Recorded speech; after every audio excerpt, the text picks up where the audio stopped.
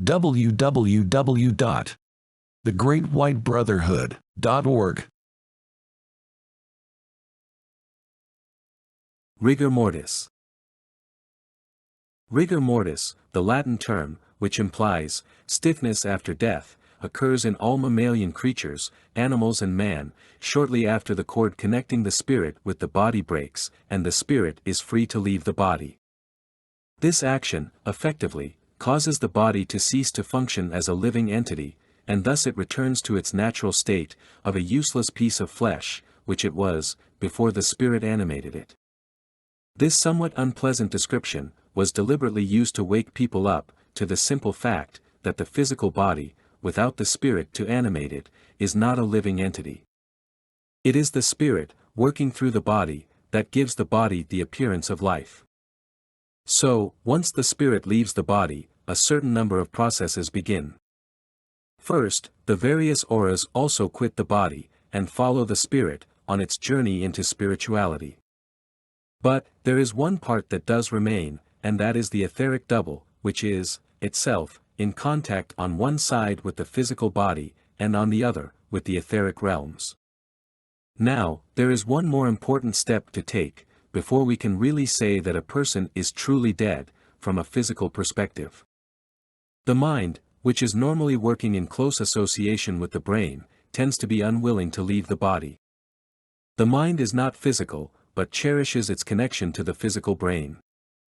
So, when the brain ceases to function, and when we say that a person or animal is brain dead, the mind can no longer keep its contact with the brain. So it searches about, to find some part of the person, with whom it can make some form of contact. All that remains of the person, of interest, is the etheric double. Thus, the mind links with that etheric double.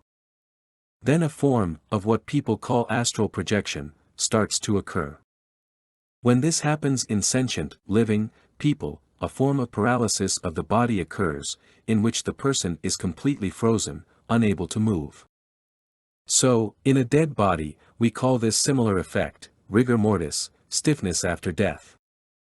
This can last for a varying number of hours, until the mind, searching for some form of contact with physicality, realizes that it is wasting its time, and, at that point, it returns from the etheric double, and leaves the body, eventually to dissolve into the ether, the astral atoms from which dark energy is made. The mind is not required in the spiritual realms. It was only ever necessary, to act as a link between the spiritual aspects, and the physical brain. So, rigor mortis occurs when the mind performs astral projection, by moving into the etheric double, which leaves the body paralyzed. Once the mind finally leaves the body, all spiritual links with that body cease, and the body relaxes, and is truly dead. Now, the mind finds itself in a similar position. It is no longer required by the spiritual aspect of man, nor can it remain with a dead body, but it can remain close to the body, somewhat disorientated for a while, before realizing that its usefulness is over, and it must leave.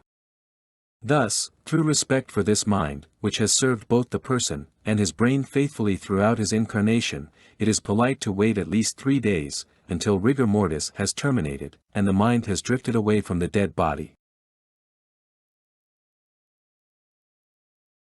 Thank you for watching this video lesson. Please visit www.thegreatwhitebrotherhood.org for more lessons and free downloadable books.